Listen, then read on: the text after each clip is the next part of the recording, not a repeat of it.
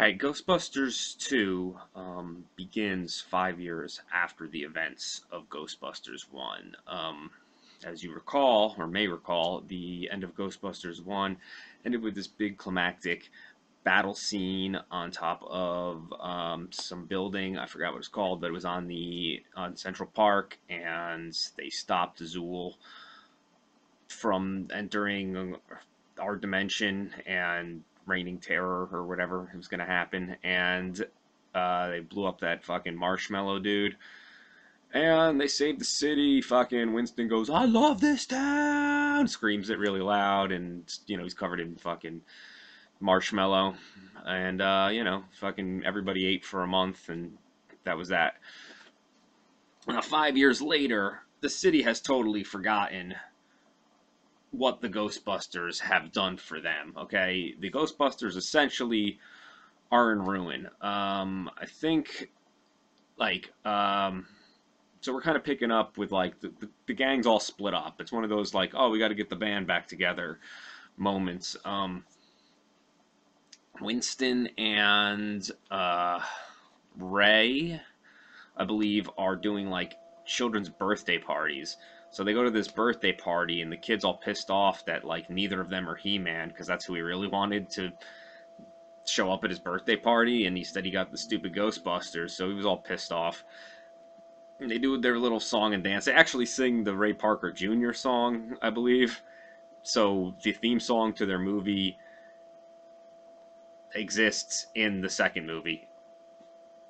But so they're singing that song, and the kids all fucking want He-Man, and they're depressed. Ray's smoking a cigarette or something, and yeah, so that's what they're up to. Fucking Egon is working for some science lab, just being all nerdy and shit because that's all he does. And then Peter Venkman, that's Bill Murray's character, is hosting a show called he's on television. He's got I think it's cable access or something. He's got a show called World of Science or World of Mystery or World of Wonder. I don't know what the fuck it's called, but basically he's talking to some psychic dude, and the psychic's the world is going to end on New Year's Eve this year. Bill Murray's oh, you're fucking stupid. That's not gonna happen. But the guy keeps insisting, and then he's oh, well, next week we have hairless cats. That's weird, because it's his show is a bullshit show. Because I mean, that's essentially what Venkman did. He was the bullshitter of the group. So yeah, he kind of puts off that guy's prophecy like it's nothing. And nobody really gives a shit about anything. The Ghostbusters are all fucking in ruins. I think it was because that dude shut him down from the EPA or something. He doesn't make a second appearance in this movie. I guess by the time, the next ghost problem happens, nobody's really concerned about the environmental impact of containing ghosts in a nuclear reactor in the center of New York City does. So meanwhile, while all that's happening, while the gang's all split up, underneath the city, there's this river of ooze, this pink shit that's kind of flowing. And somehow, I think some of it gets on this painting. It gets on a painting of this dude called Vigo, the Carpathian, which is, first of all, it's a gigantic painting. It's just massive. It's fucking 20 feet tall or something. And it gets on it, and his face bulges out of the painting, because he's now possessed by, I guess, the spirit of Vigo. Which I guess is, if you want to come back from the dead at some point, you should probably have somebody paint a picture yourself, because if some pink ooze gets on it, apparently your ghost goes into a painting of yourself then. Anyway, this painting just showed up at the museum where Dana works. Dana was Sigourney Weaver from the first movie, and she she was, I think she was a concert harpist or something in the first movie. For some reason now she is painting pictures. No, she's not painting pictures. She cleans pictures with a Q-tip or something. What's it called? Restoring. She restores classic paintings.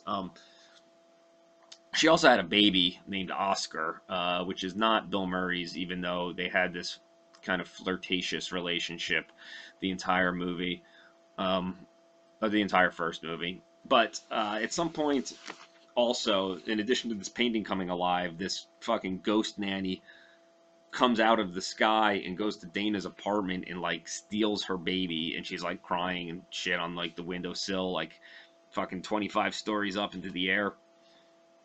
And I mean, this fucking Dana chick has just got the worst luck when it comes to ghosts. Like, not only is she get possessed by one in the first movie and her apartment's haunted, and the second movie, another different ghost for completely unrelated reasons steals her baby. So she doesn't know what to do. Her fucking baby's gone. I think she gets in touch with Egon. And Egon's like, because she doesn't, she's like, oh, well, I mean, fucking ghost stole my baby. Let me go find the Ghostbusters.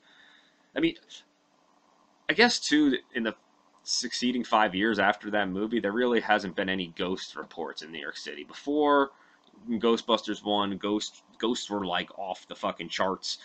Everybody had a ghost. Like, if you had an apartment without a ghost in it, it was probably weird. Now for 5 years there haven't been any ghosts. All of a sudden ghosts are back and they're everywhere, and there's a pink river of fucking ghosts underneath the city, and it's making other tendrils of fucking ghosts come up. I don't know. The point is, she gets in touch with Egon. Egon gets the other Ghostbusters together, and she's like, oh, you're not going to get Venkman because of their like weird sex relationship they had. And he's like, well, no, he's like, I'm not going to. But Venkman hears about it anyway and shows up. So they're all back together, and they're like, let's investigate.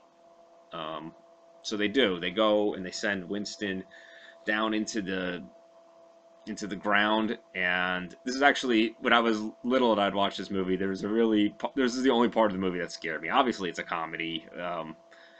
But there's this part where Winston's walking through this subway tunnel, and like this ghost train, like I guess passes through him or something, and he turns around and there's just all these like severed floating heads with like horrible faces all around him. So he's having a really bad day. Winston's having a really bad day because there's floating heads all around him, and he's getting hit by ghost trains and shit. They stir up some of that ooze, that pink ooze, that river of slime. Oh, they pretend to be workers, like subway or sewage workers or something. They send Ray down on this fucking like little lever thing from his shirt, and he's like scooping up the slime in this fucking scooper. I don't know, why would you bring, okay, unless you knew there was a river of slime down there to begin with, why would you bring something to scoop it up with? But I guess they're fucking Batman or something. They just got a utility belt full of everything you'll ever need to bust ghosts. So they scoop up the slime. Egon's doing tests with it. He pours it in a toaster because, yeah, again, what do you do with slime when you're testing it? Like, oh, let's, we'll run it under a microscope and we'll pour it in a toaster. See what happens. Pours it in a toaster. The slime reacts to bad negativity. So it makes you, like, if you get slime on you, it makes you, like, evil or negative or something.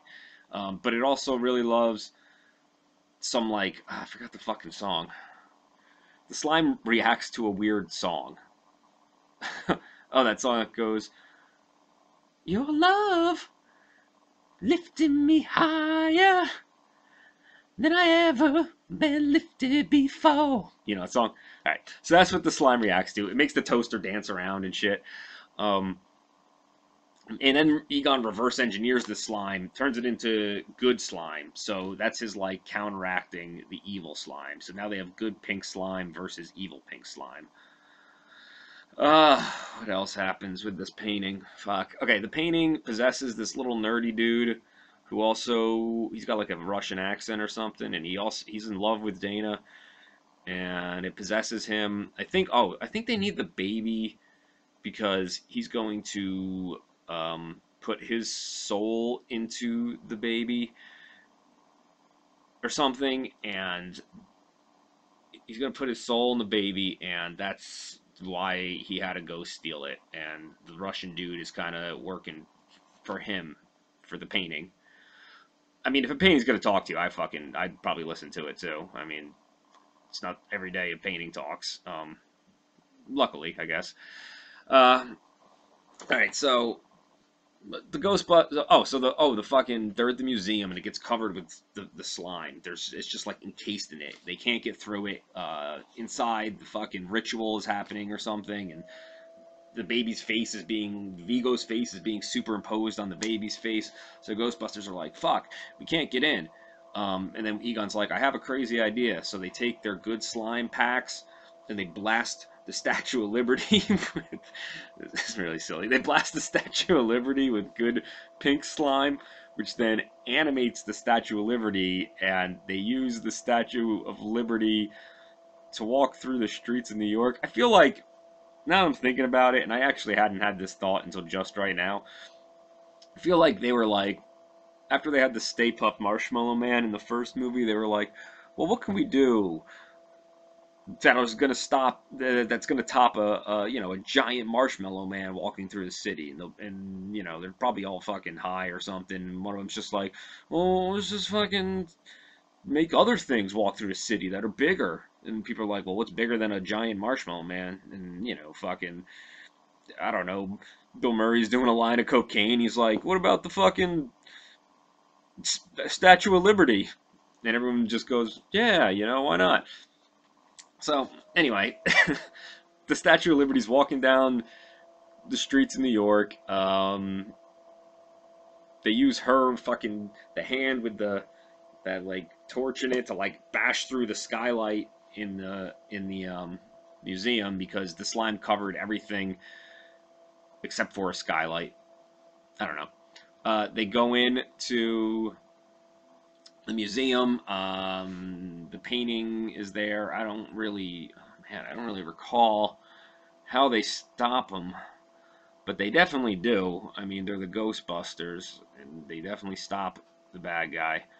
Um, I know they blast the fucking Russian dude with the good slime, so that when it's all over, oh, the good slime also, if humans get it on him, makes them all like in love and happy and stuff. So when they blast that little fucking dude, he's just like, I love you, and like he's like rubbing them. Oh, and I think Ray gets some on him too, and they're like almost about to make out with each other.